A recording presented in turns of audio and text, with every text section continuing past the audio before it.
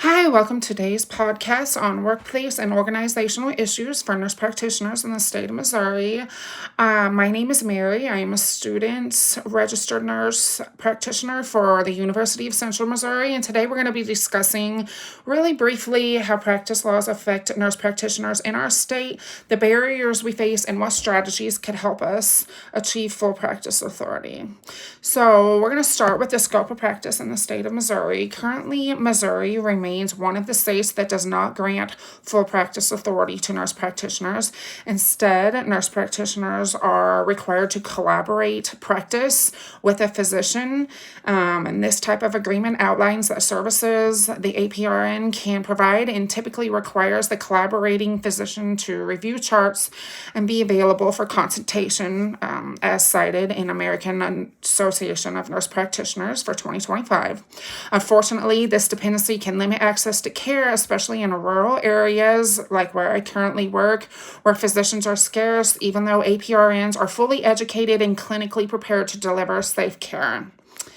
Next, we're going to consider legal barriers. Beyond state collaboration laws, there are also federal barriers that exist. For example, Medicare and Medicaid reimbursement policies often require physician oversight or limit direct payment to nurse practitioners.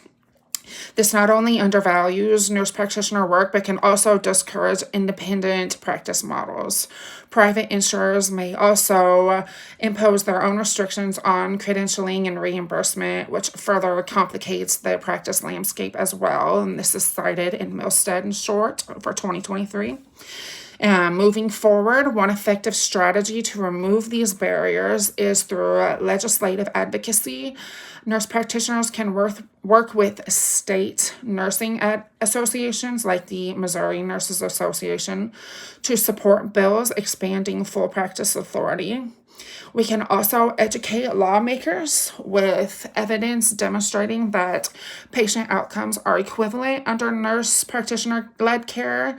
And then there are states like Arizona and Colorado that have granted full practice authority. And these states have shown increased healthcare access and patient satisfaction without compromising the quality. This is also cited in the American Nurse Practitioner for 2025. So to round up, empowering Missouri's nurse practitioner with full practice authority would help meet healthcare demands, could reduce disparities, and allow nurses to truly practice the full extent to their education and training. Thank you for listening.